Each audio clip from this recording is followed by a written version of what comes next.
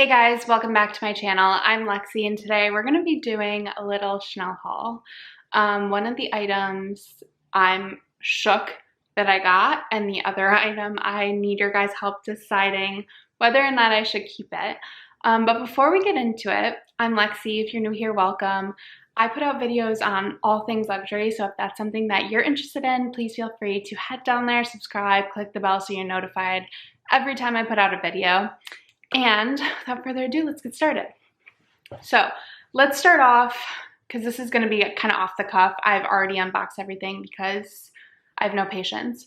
So when something arrives, I immediately have to open it, inspect it, make sure everything's perfect, make sure, I have the opportunity to kind of digest it first. And then obviously I have to share it with you guys. So let's start off with the first item, which I am shocked that I found. I honestly wasn't even looking at it. So let me show you first.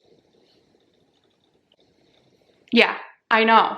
So story time quickly. Actually, a year ago in Paris, I got the version of these without a platform, but they were half a size too big because that's all they had and I really liked them and I thought I could make it work, which, pro tip, if you find a pair of shoes that you love and it's not your size, do not buy them. Don't buy them, because you know what's going to happen? You're going to try to make them work and they're not going to work. They're going to hurt, and then you're just going to be out the money you spent on them. Thankfully, thankfully, but not thankfully, I got them in Paris. They were cheaper, and I found out they weren't going to work for me before I wore them outside, so I was able to sell them and not lose money.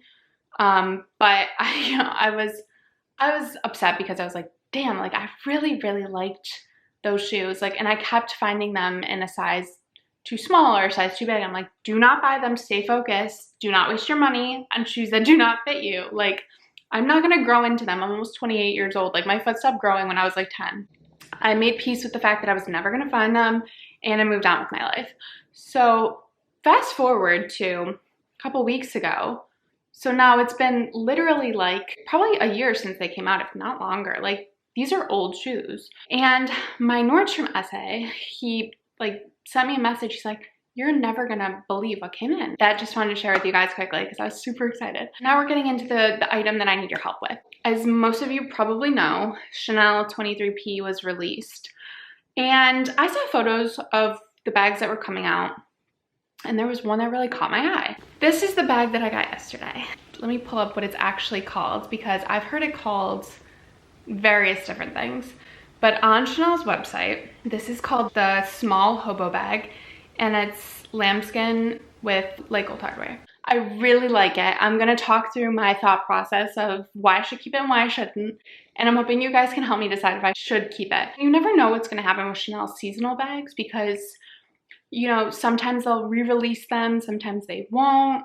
And this is just a very me style. So I had to give it a chance, but I am very heavily considering whether I should keep it or not, because at the end of the day, it's extraordinarily expensive. Chanel, and this is seasonal, so it doesn't even compare to the price of classic flaps, but Chanel prices are crazy. They are insane. I remember, quick tangent, buying my first classic flap for $4,600 or $4,800, and it's now, after tax, close to $10,000. That's crazy. I have to start really thinking about what I want my collection to look like, what the pieces in my collection should be. I'm more intentional about it, and impulse buying, I have to control myself, because I just, I can't drop this much money on a bag and be like, oh yeah, we'll see if I use it. I'm really thinking through it, and that's why I'm coming to you guys. Start with the pros. It's black, user-friendly, crossbody bag. It's definitely usable. It looks very cute on. It's very me, because the chain detailing, it just really elevates this design, in my opinion. We can view the fact that I have the Louis Vuitton loop bag as a pro and a con, but pro because obviously I'm a fan of the shape and I think it's unique and eye-catching, and it, you know, adds spice to an otherwise seemingly ordinary bag. My favorite part of this bag is the CC detailing. So you have one there on the chain, one on the zipper pull. Another element of the bag that could be seen as a pro and a con is making it into a dumpling. So let's just do this together. You kind of just push it toward the middle gently and clip it. So here's another option, top handle bag. Looks a lot like the Fendography. I think Fendi did it better, to be honest. I think this is really cute with the chain detailing. I think it's super elevated, but what I don't love about this, and I've never seen Chanel do a detachable strap, so I'm not surprised, but you can't take the chain off. So it just hangs there like long, which is not my vibe. Like if I'm holding it handheld, my preference would be to take the chain off. Obviously, when you push the bag together like that and you're clipping it, first of all, it's very hard to unzip. Second of all, it limits the bag's capacity. So you can't really fit all that much. You can't really get in or out of the bag when it's like that. So at the end of the day, it is just kind of a fashion choice. It's like an accessory. I will say you can wear crossbody, which is super easy. Again, extremely wearable, easy to just throw on, but you don't have any other options because the chain's not detachable.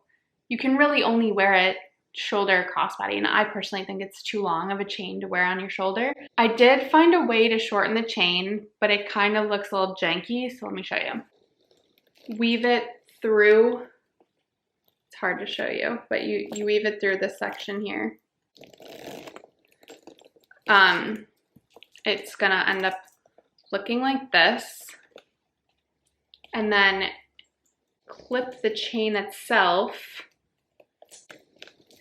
And then you have to kind of maneuver it, I would say, to make it functional, but you can manipulate the strap a little bit.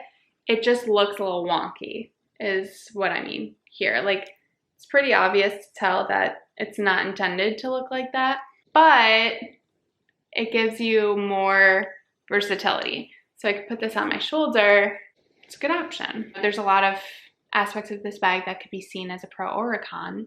I mentioned the shape. It's remarkably similar to the Loop bag. It's actually extremely similar now that I'm putting them side by side. But I do feel like it's different enough. Like, yes, I like the shape, but is it too similar to the Louis Vuitton? I don't think so. You can make the case that they're different enough to have both.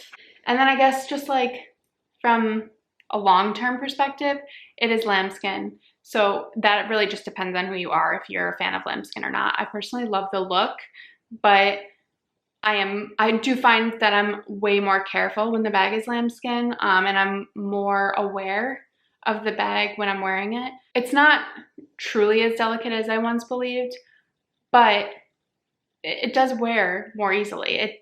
It's more high maintenance. Is the bag worth the attention you have to give it, essentially? Am I going to use this enough to make this worth the price? That's what I have to decide. I don't know, guys. What should I do? Like, do I keep this?